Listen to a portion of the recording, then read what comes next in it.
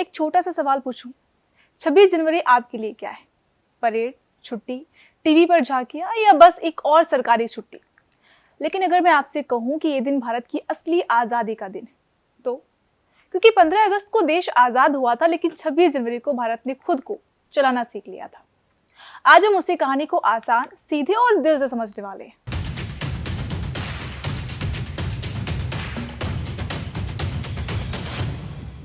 नमस्कार दोस्तों, मेरा नाम है सुप्रिया सिंह और आप देख रहे हैं न्यूज़ ट्रैक। तो 15 अगस्त 1947 की सुबह देश आज़ाद हो गया था, पर कानून अंग्रेज़ों का था, सिस्टम अंग्रेज़ों का था और भारत सिर्फ नाम का आज़ाद देश था। असल आज़ादी तब आई जब भारत ने संविधान लागू किया और खुद को चलाना शुरू किया, और ये हुआ 26 जनवरी 1950 को। इसी दिन भारत ने घोषणा की कि अब हम अपने बनाए नियम और कानून से चलेंगे। यही दिन है जब भारत बना संप्रभु लोकतांत्रिक गणराज्य। अब सवाल ये भी आता है कि भाई 26 जनवरी ही क्यों चुना गया? क्योंकि 26 जनवरी 1930 को भारतीय राष्ट्रीय कांग्रेस ने अंग्रेजों से कहा था कि हम सिर्फ सुधार नहीं चाहते हैं, हम चाहते हैं पूरा स्वराज। यानी कि 20 साल पहले जो सपना देखा गया था, 26 जनवरी 1950 को वो हकीकत बन गया।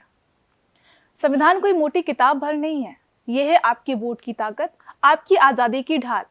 डॉक्टर भीमराव अंबेडकर और संविधान सभा ने करीब 3 साल मेहनत करके तय किया, भारत सबका होगा बिना भेदभाव। संविधान ने तय किया कि हर नागरिक, चाहे धर्म, जाति, भाषा, सब कुछ अलग हो, लेकिन फिर भी सब बराबर है। और इसके 2 दिन पहले ही भारत को मिली 2 सबसे बड़ी चीजें। पहला है राष्ट्रगान। जनगण मन 24 जनवरी 1950 को संविधान सभा ने इसे भारत का आधिकारिक राष्ट्रगान बनाया।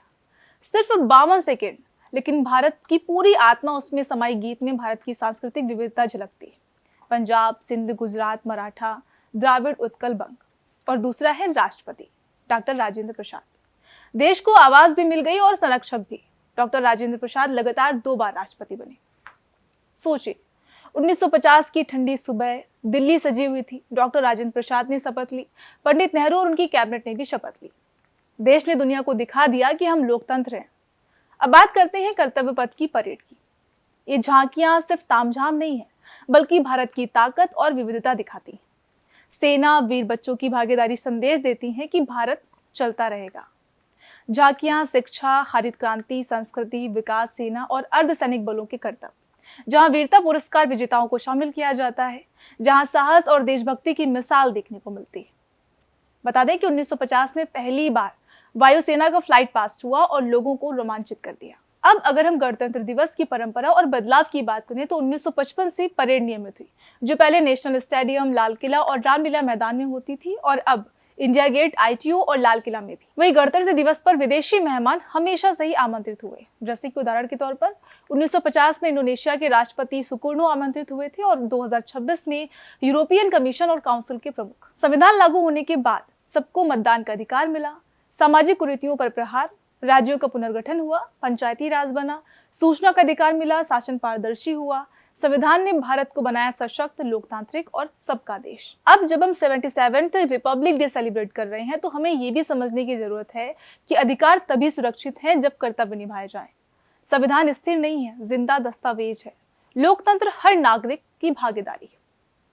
तो सवाल ये है कि अब जब 26 जनवरी आए तो सिर्फ छुट्टी सोचेंगे, टीवी पर झांकियां देखेंगे, या ये भी समझेंगे कि हमारा दिन है, हमारे अधिकार और जिम्मेदारियों का दिन है। गणतंत्र सिर्फ सरकार नहीं चलाती है, हम सब मिलकर चलाते हैं। तो उठाइए तिरंगा, गाए राष्ट्रगान और याद रखें संविधान, और गर्व करें भारत पर। वंदे मातरम। जय हिंद।